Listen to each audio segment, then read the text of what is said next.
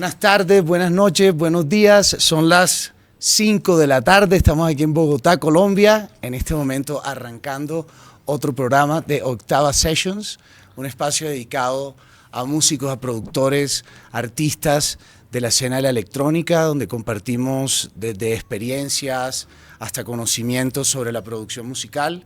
Y bueno, estoy muy emocionado porque de verdad que soy súper fan de este invitado tan especial que tenemos hoy acá. Es una leyenda icónica del trance, del progressive house, del melodic techno. Es una persona que creo que a través de la música nos hace caer en cuenta que podemos hacer cine, que podemos transmitir emociones de una manera fiestera, ¿no? Alegre. Y bueno, me encanta este artista. From Germany, today in Bogotá, Colombia, Octava Sessions in the Spotify house. With you, all the audience, Markus Schulz. Oh, thank you. Thank you for having me. Definitely excited to be here. It's been a while since I've been in Bogotá. Actually, this is my first time here since the pandemic. Wow. So it's time to get reunited with the Bogotá fans. And when did you play before pandemia? Good question. I don't remember. Medellin? I played once in Medellin already since the pandemic, but like I said, this is the first time in Bogotá since a long time, since before the pandemic. And you just arrived? I arrived about 12 o'clock. Okay, As you can tell, I got up early this morning. I had an early morning flight down here, but I'm excited to be here. Wow. Thank you for being here. It's like a big pleasure having you in this program. I'm a very fan of your music. I love the techno. I love the melodic, emotional sounds. I'm a musician. I'm a producer too, and I share like a lot of emotions with your music. Like through all these 20 years, you have been in the industry and playing great performances, around the world. Tomorrowland, Ultra. Well, you are like the host for the global DJ broadcasting show. Yeah. That's amazing. And you are the founder of your record label, Coldharbour Recordings. And bro, I've been following you. Well, thank you. I'm a very fan, and I would love to ask you, how do you feel music nowadays? Yeah, it's definitely, especially in the last 2 years, you can tell it's a new generation. Okay. There's something about this new generation, though, that I feel like it's imperfect right now. Okay. But I think that because it's a new generation of clubbers coming up, new generation of producers, new generation of DJs, that a little bit of the imperfection is allowed right now. Yeah. Right? So there's a lot of things that me being in the industry for and making music for 20 years, I'm having to almost unlearn because I spent the last 20 years perfecting my sound. And like I said, there's like a beauty right now with this new generation there's a beauty in the imperfection. Yeah, nice. Nice. So, it's definitely... A lot of us, producers, longtime producers, are having to learn to, find those perfect imperfections, that are going to resonate with the audience. Because, like I said, you spend 20 years perfecting, learning how to have the perfect mix down, the perfect loudness, the synths, the beats, everything, the kick, like the layers and everything, and just like adding all those things in the background. And right now, it's like no. Everything is like simple, and nothing is like, for me, everything 16 bars of this, 16 bars of this, and now it's like, oh no, you can do 8 bars of this, 4 bars of this, drop for 24 bars, and then totally everything crazy. That I've learned over the last 20 years, I'm having to unlearn. So it's kind of an interesting challenge, I love it. Wow, man, nice point, man. Yeah. It's like imperfection. It's like part of this, like new generations, how the audience feel the music. Yeah. Or like only in the thing that digital's networking, social media is coming. So yeah. What do you think that made this happen? No. I think it's the new generation, like they come up and I think the audience wants to look up on stage, wants to hear music that they can connect with. And when they see somebody that's there in their image, they can connect. The young producers coming up, they're figuring out how to do things in their own way. And it goes this way also with DJing. I go out, I hear a lot of the hot new young DJs performing, and it's like, I hear like, the flow is different, and for me, it's like, it's awkward at times, but I'm having to remind myself that it's like, it's not about the perfection of it, right? It's right now it's about having people that you can relate to, that you feel connected with, making the music and giving the message. But it also puts us in a different role. A lot of us, DJs that have been around for a while, puts us in a different role. Yeah, totally. Because now we can become we can mentor. You're like heroes, man. That's true. Well, yeah, and that's the interesting thing. You blink. Like at one point, I was the young up and coming DJ. Next thing you know, I blink, and everybody says I'm a legend. I'm like, when did that happen? You don't. It went so fast to go from that point to where I'm at now. But I think that to get to that point, to be a legend or to be this like important, like an impact artist in an industry, like unique with an identity, like making with that anxiety of making something new, or like making more perfect what was happening, for example, back in the 90s. Yeah. When you arrived to Miami, and I know that trance and the progressive house was like in a boom, no? Yeah. Miami was like a party destination with the ultra. Yeah, well, I mean, I wasn't even in Miami in the 90s. It was like a goal for me, I would travel to Miami, just ran, when I was young, but when I moved, like in 2000, like as it was really starting to boom, and then I got to, I became a resident at Space in Miami. Wow, nice. That's where I really understood, and that's where I've had many residency clubs along the way. In Germany, back in Germany? In Arizona, there was a venue Arizona. called The Works that it was a warehouse rave venue. And it's where I got to really learn and try out my craft. But it wasn't until Space Miami where you started to learn the nuances and almost you had to learn to perfect what you've already, what you've learned over the last 5 years, that I was coming up. I had to perfect it because the level of artists that were coming through Space and to be at that level, it's like, okay. But nowadays, it's like I said, right away, a lot of these guys are thrown right onto the main stage. After only like 1 or 2 years, boom, main stage, here you go. And they're like, you can hear, and a lot of them have great potential, beautiful ideas, beautiful production. And so I think we're in an era right now where these young guys that are coming up are not the final product yet. Yeah, that's totally. their next step. And it's going to be super exciting to hear these young artists as they perfect what they have in their head. Because I know it was a big step for me. Yeah. To come into the scene and be hot and be raw, and then have to perfect it. How do you figure out in that time when that happened, when you feel that like okay, I have to do it perfect. This is gonna work. I'm here. I love this. I love music. I have the background. I have the taste. How was like your first encounter with making a production? When did you go for the first time to studio, or when do you plan like your first like real track? Yeah, well, the thing about it was in those days there were no YouTube tutorials. You just listened to a track and you had to reverse engineer what they were doing, and then you'd go. I would go to the keyboard store and be like, "Where's this sound come from? This is an amazing sound," Wow. And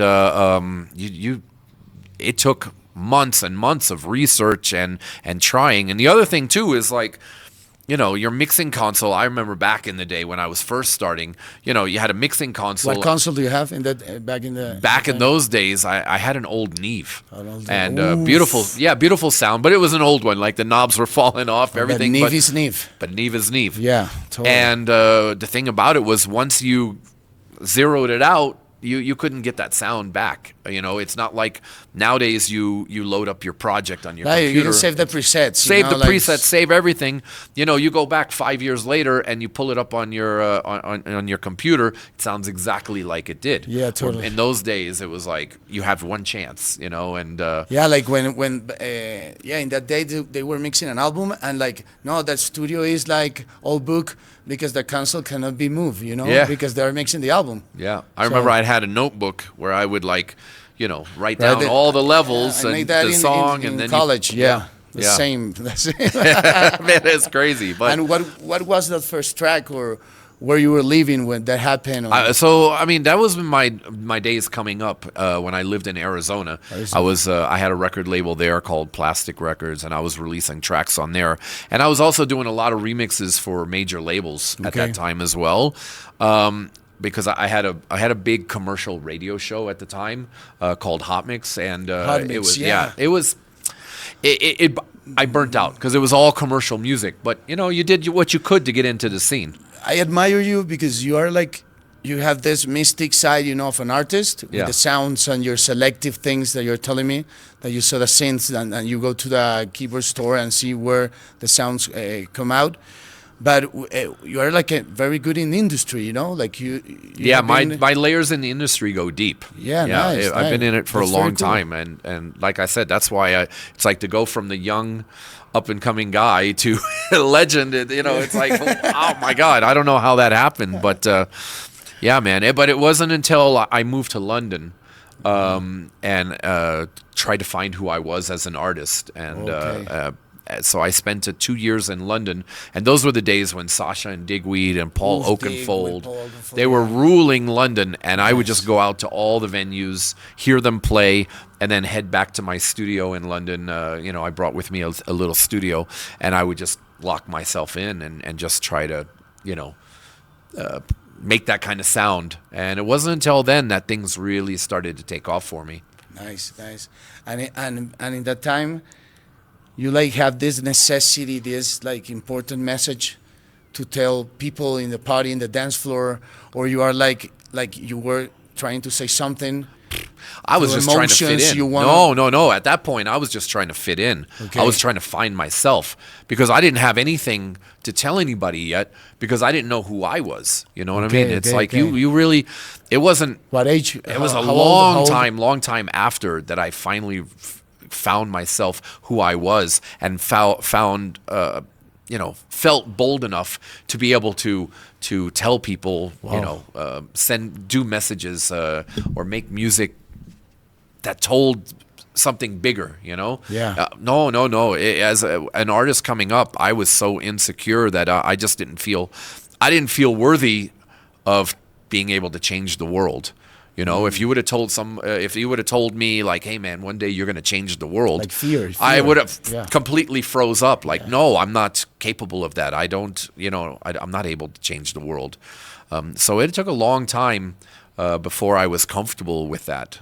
And you begin DJing, like in London and in I mean, I started DJing back in the day, like when I was 15, 16 years old. Oh, nice. And it started off as I used to be a break dancer. Hey, I make breakdance too, man. Yeah. Oh, don't ask me to do it now. with some cousins in Tampa. In Florida. Yeah. Oh, I got like that big cousin. That was when I was in Germany, dude. And the head and make him I had a killer windmill. I had a killer windmill. Oh my God! Yeah, no. This is a genius. I cannot do it anymore. Break dancer. Man. But nice. I used to make the mixtapes for my crew. Okay. So all the battle tapes and everything, I did all that, and it just evolved from there. The whole breakdance scene, graffiti scene, and then the DJ scene kind of was together. Because it's finally like hip hop. It's like. That was hip hop culture. Yeah. But it was interesting because even though it was hip hop culture, the stuff that I was into was Kraftwerk, Africa Yeah. Bambaataa, Yeah, Nucleus, like Man Parrish, Arthur Baker, like that's the Arthur kind of Baker, stuff, yeah, man. Nice, Oh, nice. That's the stuff. I heard a similarity with some keys in some tracks that you have with this artist that I love, Chicane. Yeah, of course. That's the Balearic. Chicane gives off that Balearic inspiration, and that just comes from doing years and years of residencies in Ibiza and then playing in places like Mykonos and playing all the sunrise sets and things like that. Chicane's Nick Chicane is a legend. Legend, man. Yeah, he's a What a sound! That album, Behind the Sun, Low Sun, Overture, Saltwater. Saltwater, of course. Very Saltwater nice track. was. Yeah, but it's interesting when you connect Saltwater and then the breakdance stuff. How it's like how I went through these phases, and now here I am in this techno world. Nice. But I think that there's an underlying theme here to like a lineage, and that is like repetition, electronic repetition, and the groove. Yeah, Like groove. all those groove, they all had stuff that it's. I say music for the hips, where your hips are moving. Whether it's trance, whether it's techno, whether it's breakdance music, it's music where your hips are moving, and I love to see the hips move. Marcus, today I'm in Colombia, right? That's the right place to see the hips moving. Hips don't lie. Yep. Hey, so this first track was born in your first production, big production. This album without you near. So yeah, without you near. So back up. Tell me a little bit about that album. Yeah. So what happened was when I was a resident at Space in Miami, I was opening up for everybody, for Ferry, Armin, Tiesto, and Armin and I were chatting, and he was telling me about this new label he's starting up, and so I sent him a couple of tracks, and actually, even way before then, he put a track of mine on his Boundaries of Imagination compilation called "You Won't See Me Cry." So that was like even before I moved to London, I made that track. So we had a relationship through that already. But I was the first artist signed to Armada. And you were the first one. With a track called Clear Blue. Oh, Clear Blue. No, man. No. That was a question, man. Hey. Yeah. Hey, bro. But it evolved. Clear Blue evolved into an album. And then the big breakout happened when I did the New World. That's when it all happened. Without You Near was track. That's when everything changed. That's when it was like, wow, Nice. And it was interesting because I was opening, because I was a resident DJ, I was opening for everybody. I was also playing after everybody. So like Tiesto would come to town, I'd open for him, he'd do his set, then I would close, until till noontime. I'd play from, let's say Tiesto ended at 8, 9 in the morning, and I played from 9 in the morning until 12 o'clock, 1 o'clock, whatever. So that's where I came from. That was, as a resident DJ. And so when I blew up when I started getting international gigs, I was an opener DJ, right? So now I had to learn how to be a headliner. Yeah. And that was big. That was really big because the beauty of my sets were always the more calmer, the warm-up sets. Now it's time you to be in charge of the party, Yeah, and exactly. Responsibility. And that was here I am again. Okay, another step that I have to learn. Yeah, so nice. My career was never like a big moment where it's like, here you go. It was steps and steps of learning. I can feel that in your sets, in the long sets, in open to close. I know that you make this long time sets. Like you told me, the last one was of how many hours? Like 12 hours. 12 hours, bro. Yeah. And I know that experience that you're telling me that you come like from opening these big DJs and being there, like in the move. You know how the curve goes in the night. And I also, through blowing up, you knew how to do the main set as well. Yeah. Right? Yeah, then it just becomes like, okay, I'm doing opening set, I'm doing the after hours set, and I'm doing the main set in the middle as well. So, That's yeah, it's crazy because when you blow up, the more famous you get, the shorter your sets get. You know. Okay. And okay, so okay. I went from doing all these long sets as a resident DJ to all of a sudden now I'm doing 1 or 2 hour sets worldwide, flying all over the place just to play for 1 hour. You know? Yeah, totally. So, Wow, yeah. crazy, no? Yeah, yeah. Because it's people crazy. want to hear you playing your tracks, but Yeah. that's cool too, you know? Yeah, yeah. But I know you miss the long sets, so you make the open to close. Yeah. Open to close is like, for me, that's how I got in the industry. So for me to, at this level, to go through all the, everything that I've done in the industry, to be able to go back to how it all started for me by doing the open to close sets, to me, that's the most special type of sets. Yeah. You know? Like living all the moments, of the... It just reminds the me dance floor, of yeah. why I love this and how I got into it and why I got into it. All those memories, all those thoughts come back every time I'm doing an open to close set. Are you planning making one in Colombia? Now, since I know that would be Bogota has such a rich after-hours culture, Yeah, man. we have to do something. Please. Because there's not a lot of cities left in the world that have an after-hours culture. Yeah, totally. The afters is a dying scene, to be honest with you. Yeah. And it's hard. sad. Yeah, because Sad, it's Because there used to be every major city in the world had, one of those clubs that was like, it's in the basement, it's dark, there's nothing but a great sound system and a smoke machine, Every club in the world had, or every city in the world had a club like this, but nowadays, just with real estate the way it is, these are prime real estate properties that, they're either all like VIP clubs now, that close at 2 o'clock in the morning, and 2, 3 a.m. and then. Yeah, you it's got the really hard police, to find a good afters anywhere in the world. But I right think now. Colombia you can find, here in Bogota, To it me, will be that's, cool. That's music to my ears. I'm people telling you. people needs that, and that comes from an artist like you, and with that like fundamentals and knowledge, it will be like a very important artistic event, Yeah, because there's something special about afters. The after hours parties is really where it's almost like the normal club nights. It's like a concert. Yeah. You go, you play your big hits, you play some other tracks that you've remixed or that you're connected with. It's a good show, but there's something about the after hours where it's like you go to let go.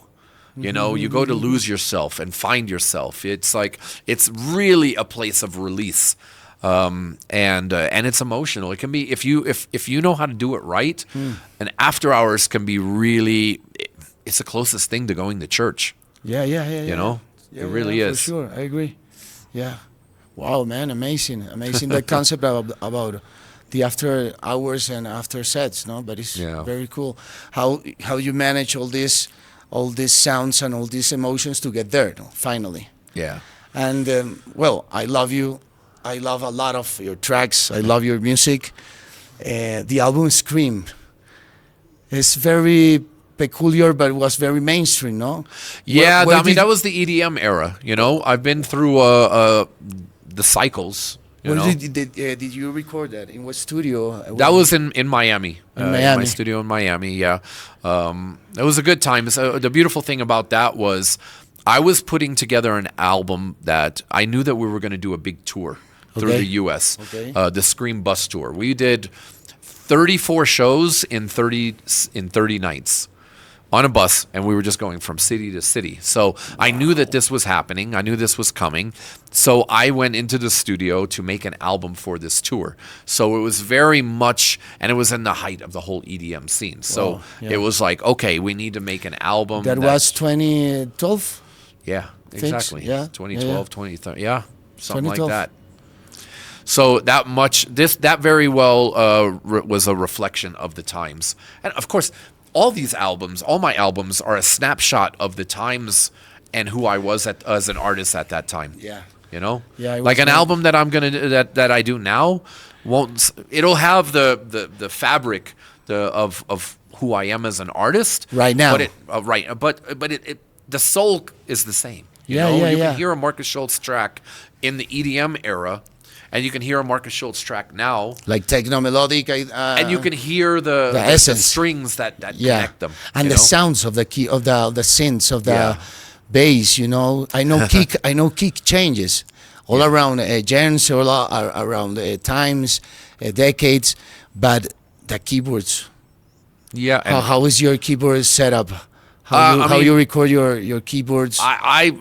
My chops are not very good, but what I'm very good at is I can mess around, find the right notes, and then in the computer I can just like for me, the computer, like when I touch the keyboard, it feels foreign to me, right? Okay. I'm playing a melody, but it's like, but when I'm touching my laptop, when I'm touching the keyboard on my laptop, it feels like an extension of my mind, you know. Man. So, and it's at times I listen back to a melody that I've created, you know, through this process of like fumbling around and then getting in there and moving notes and things, and then I listen back. I don't remember how I did it. I don't remember like. It happens to me, yeah. For you just don't know. It's almost like you're channeling, like the melody already exists somewhere in the universe, and you're just a channel, and you just open yourself, and it's coming through you, and then coming through your fingers, and then coming through into the computer. Yeah, and I think that's the reason why artists, I think, exist, no? Because I think producers, DJs, musicians are connected, you know, with things. Have you ever been in the studio where you're working on a song and you blacked out? Like not real like pass out blackout. Yeah. But you're like you black out and then you come back to like you snap to and consciousness. I got the idea. And you're like, how did this happen? Totally. You don't remember the zone you're in. Yes. It's almost like it's flow state. It's a flow state. It's when you're just in the flow and you don't realize, you're not thinking, you're just going off of instinct. Yeah. And that's a beautiful place to be as an artist. Music is energy, emotions, and connection. But as an artist, it's a beautiful place to be in a flow state like that. Totally. You're receiving, you know, things. Yeah. Because you are open for that. Energetically, like you are in that disposition, you know, to, hey, let's go make music. Yeah. Hey, I got this idea. Bam, bam. And then. Well, it starts with just an idea, and then you're reacting off of the ideas, right? Yeah. Like this leads to that, and that leads to this. And then the next thing you know, you're like, I don't know how this came together. Wow. It just came together. Yeah. Wow. It's beautiful. Wow. And what is your setup right now for like your workflow? Like you work in your laptop, or you have like a home studio? So I mean, because I travel so much, everything is in my laptop. But my studio at home is plug and play. So I plug my laptop into the studio at home, and then I have everything. Because and I'm in the middle of building a proper studio with a vocal room and all my, because I've got a lot of my analog gear in storage. But hopefully I'll get that built in the next couple of years. But right now it's just I live in the box and. Nice. What are your favorite colors and synths in your songs? That I know there's like a homogeneity in all your music history, but right now, what are you like? I mean, it's always been the same. So I've always had to, you know, I love big Reese basses, and I love big, big like saw melodies, you know, arpeggiated melodies, and big saw pads. Saw pads. I just love it. I love it juicy. I love juicy. Nice. So, but like I said, because the times, trends change, you have to modify what your sound that you really like. But it's what's interesting is when I'm working with songwriters, and we're working on songs, because there's a big difference between producing and songwriting, like when you're writing the songs, right? Yeah, so when I'm working with the songwriters, everything starts off with either piano and the vocal, or a guitar and the vocalist. Nice. And that's it. And we start with that, trying to find the song first, the message, the lyrics. That's awesome, man. That you are telling me that is like connected with that idea that a good song has to be played like in a guitar and a voice, or a piano and a voice. And if it sounds great on a piano and just the voice, or guitar and the voice, you can translate it to anything. It to any language. Yeah. So you begin like your career with this Digweed, Sasha, this like progressive. Yeah, when I was living in London and I was seeing all the, like I said, all those guys playing around London, when I was making tracks, I was very fortunate. I got a couple of my tracks on Global Underground, got a couple of my tracks on Deep Dish's Yoshitoshi label. So that was kind of my, also, what was that label? Hooch Tunes. That was a massive label at the time. So that era, that was me just trying to figure myself out, but I was getting there because those tracks were being picked up by really strong brands, Yes. Yeah, that was a good times, man. Sasha and Digweed back in the day were like one of my, my biggest inspirations. I got the CDs, the compact disc of them when I was in school. Northern Exposure. Yeah, Northern Exposure, yeah. Man, and then Communication. Great album, yeah, Communication. Oh man, Nice. good stuff. Yeah, that was because there was a sense of innocence in those. Yeah. It's funny because we spent all this time perfecting ourselves, but there was a little bit of imperfection in that. Yeah, you right? feel a person making music. Yeah, that's my feeling organic. of that. It's yeah, organic, but it was electronic. But there was some guy looking for perfection, Yeah. doing the things you have to do to get to that place. Well, a good friend of mine, Ferry Corsten, he had a huge track on Albion Air. He had it on Albion that Air, compilation, yeah. right? Air, yeah. And it's you just hear it, and I know Ferry very well. I know his process in the studio. He's very meticulous, and Yeah? in the studio as well. And then you hear that, and you just like, wow, we all just came from. Maybe I'm having an epiphany right now. Maybe that's what this new generation is in right now. In that time when we were at that time when we were fans at the same time trying to learn how to produce this stuff, Yes, yes. because it was, all those tracks, they had those beautiful imperfections. When I listen back now, yeah, wow. No, but it's very cool, like the way you see music and the way hearing like all your catalog or your tracks or albums. I feel you change, you shape your identity, but you are the same Yeah. with all your albums, and this no new release, but the song that I hear today was blind by the lights, the one that I show you, broken. The one that's on In Search Yeah. of Sunrise. Uh-huh. Yeah. That is the first before- track, the opening track, Before the Light. before the knew light us. knew us. Yeah. So that was it was an intro that I made for last year's In Search of Sunrise compilation, and it was like the interesting thing is I do when I have an idea in my head, it's usually for a purpose, right? I go in the studio, I have a purpose. I made Scream because I had a purpose. I had a tour that I needed to plan. Scream Next does. year I'm going on tour. I need to make an album for it. For those kind of tracks. It's for a compilation, In Search of Sunrise, which is a legendary compilation. Very honored to be able to be part of the legacy. Yeah. Tiesto started it, and it's been around for a long time. We're on number 22 right now. Wow. So last year when I was working on In Search of Sunrise, I wanted a track that for CD number 1 called The Awakening. It needed to be something that just. It didn't give everything away. It was like a prelude of what's to come. It had to be rich. It had to be emotional. Wow. So so I made that track with a purpose. Nice. And Very good job, cinematic. man. It's like Full cinematic, cinematic. as well as But guys, emotional. how's this like in the beat? Like, you adapt things in your flow, in your energy in your music energy. This has some techno. Melodic, I don't know how you can call that. Yeah, like, it's interesting. It's just like everything is blurred. But you know what I find? It's a cycle, right? Yeah. But the one thing about today, the cycle's going faster. Yeah. It used to be like 5-year cycles. Then it was Now like it's 3-year cycles. Now it's like 6-month cycle. Wow.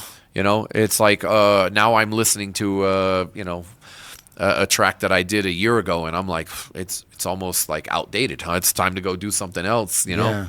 It's like a rush, no? To make We're music, to spinning produce, fast. We're spinning produce. fast. Yeah. But yeah, going back to what you were saying, making music with a purpose, puts you in a certain mindset. You just, I don't just go into this. Unfortunately, I don't just go into the studio all the time. I don't have the luxury of going in all the time with just like, let me just see what happens. It's usually going in for a purpose. That's very cool, man. Yeah. What do you recommend, like new artists, new producers, in the way they see music, with a purpose is one point, but what type of things you can recommend a person that want to be an artist in the industry now, have like a good business with the performances? Yeah. What can you tell that person? Well, I think this new generation is doing a very good job of not chasing.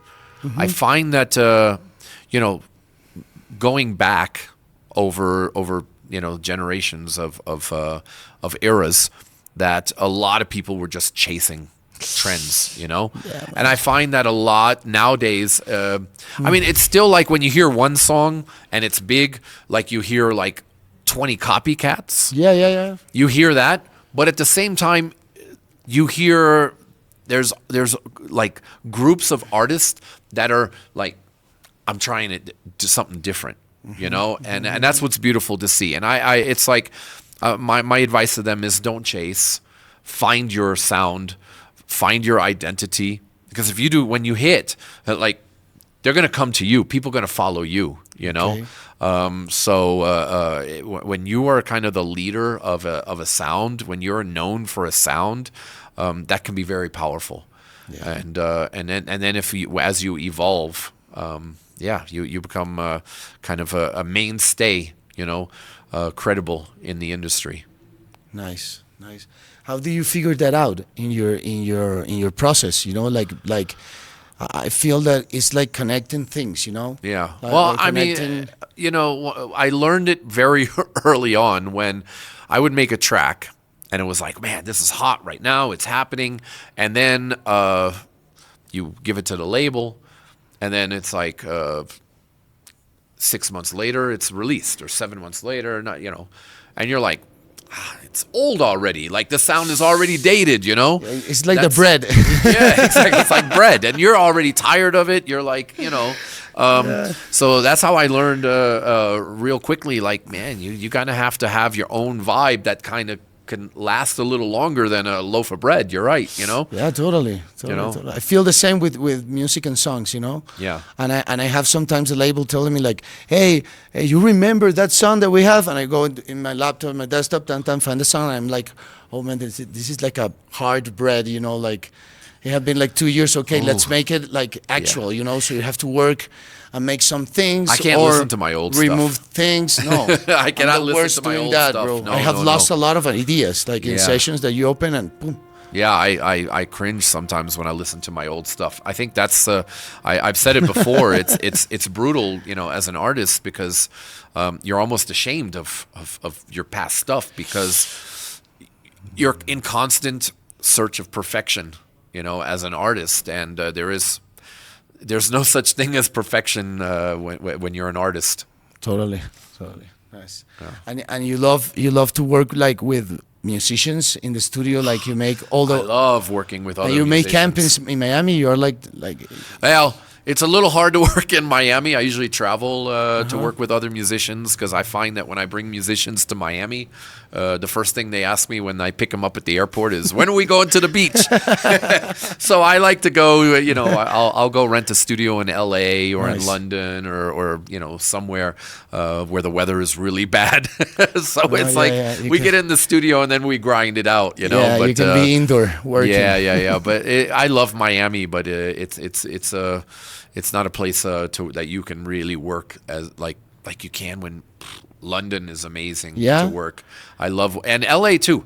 Like the work ethic in LA and a lot of great session musicians in LA and in London. It's like the mecca of that. LA is. When I go work in LA, I'll book out a whole week. And Nice. you grind from like 12 o'clock until midnight, 2 o'clock in the Yes. morning, even later, you know? You got to have, you know, you can do it. I can go in the studio and work for 16, 18 hours. too, yeah. The problem is it's the other artist. Yeah. It's the engineers. It's the other musicians, you know? It's hard to keep people all in on the top, you know? And I feel you, and you are like, you go to a studio with a purpose. You know, you get the musicians, you get the week. How much does it take you to release a track, or you leave like some tracks in standby and like having this, I don't know, like order of releasing tracks, or you finish like a track in 1 week, in 1 day, and in 1 year, in 2 years? You know? Yeah, every track is different. You know, for example, I have a track that I signed to Hylomatic, Oliver Heldens' label, and we signed it in October. I signed it, and it's going to be out in April. Okay. So that's a long time. Yes. And in the meantime, I made another track, the one that just was released 2 weeks ago, Somebody's Watching Me. And I did that one maybe 2 months ago. And I was like, okay, I don't want this, because it's trendy right now. The sound, it's very much what's happening on the techno charts right now. Has that kind of, drum code Algorithm, sound, you know? Yeah. And so I said, I don't want to wait. I'm putting this out. I'm putting it out now. And so that track came out very quickly. Because I needed it to come out quickly, because I didn't want it to sound dated when it finally comes out. So some tracks, like the one that I signed to Hylomatic, it's called Rave Generator. It has a kind of like an old school rave sound. Okay. Super cool. But it will have a longer life than Okay. Somebody's Watching Me, which I think is like, it's what's happening right now. It's for the moment. Yeah. For the trend, the Yeah. sound. And what was the purpose of that track? Like when you go to the studio, you imagine the track. Somebody's Watching Me? Yep. Yeah, I had this idea. It went through many stages, but it went through, originally, I was messing around with Rockwell, Somebody's Watching Me. Okay. You know, the one that has the Michael Jackson voice. So I was making like this techno version of that for Halloween. I remember I did it for Halloween because it was like, it's such a Halloween type song. Yes. And I played that version and it sounded really cool. And I kept getting people telling me, yo, you got to release this. So then I was like, okay, but I can't use the original, like there's no, and I at first I tried to get the rights to it, and it wasn't possible. Oh. So then I said, okay, well, let's take the sample out because the groove is still good, and then it just built it right from the groove, and it just came together. I put vocals on it from MC Stretch, who did Malp's Drugs in Amsterdam. Wow. Okay. Off My Face, Don't Know Where I Am. So he did the male voice, and then I had my wife Adina. She did. Your wife is Adina. Yeah. Bro, she's a singer as well. I did a new name, and I was going to ask you about that feat of that song with Adina of Incorruptible. What is it? Yeah. What is the name? Indestructible. Indestructible. Oh man, yeah.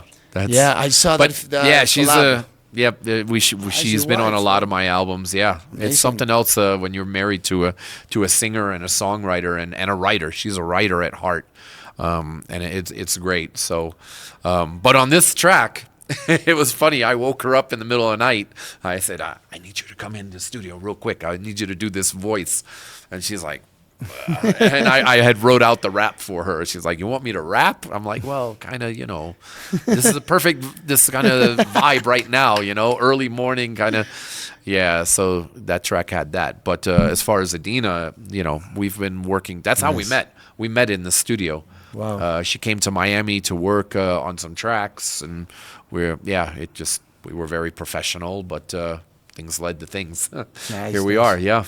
And you have a kid right now. 4 years old, Liam. Nice. He also is showing great musical promise. Yes. You see him singing around the house. Wow. So it's very cool. It's so cool to see. Piano lessons. That'll be cool. I'm ready to throw him into piano lessons, but right now he just wants to watch Spider-Man. Yeah. Hey, Mark, and what new artist or sounds or emotional tracks can you recommend me and the audience that we can hear, please? Oh, Give me 3 or 4. 3 or 4, okay. I mentioned one earlier, and I think this track, I'll Be On Air, that Ferry Air. Corsten did, it's one that hit me.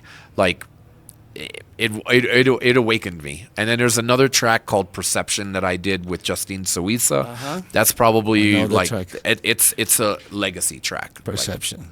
Cool. Another powerful one. I got to give a shout out to a great friend of mine, Daxon. He's like my little brother. I love him, and he made a track, While We Wait, which the melody is like, it's so happy and so euphoric, but also so emotional and sad. There's a real meaning behind nostalgic. That. Yeah, there's a real meaning behind the track. Okay. You know, and man, what a melody that is. He wrote the lyrics. He during some very powerful times he wrote that melody, and it's just it'll stop you in your tracks. It's a wonderful, beautiful track. And then I mean, there's a track that I did when I was in the flow state called Remember This. And like I said, I still don't remember how that melody came out of me. It was just wonderful. You know, yeah. I think that's when I hear that melody, it's like, yeah, I want to do 100 more just like this. You know, this is what I'm about. So cool, man. when you hear of Markus Schulz and the the trance melody, that fits me. Yeah. But like I said, I'm really into. I just love what's happening now with the techno grooves, and then to be able to fuse it with the euphoric melodies. I think it's that's exactly who I am as an artist. And do you make like all the tracking yourself? You make the addition, and then you send to a mixing engineer, or you work like all in the box? Most of the stuff I'm doing by myself. But you know, over the years, I've realized that my ears, especially on Monday after I come back from tour, my ears, I don't hear things the right way. So you know, more and more, I send them out to like the stems to the track out and be like, hey, you got to get this in balance, because you have to have a team, you know. After 12 hours at stereo or 12 hours doing it, you come back at like nothing sounds right. Well, super harmful, yeah. And if you have a deadline, then it's like, hey, you know what? Here, just make it sound right.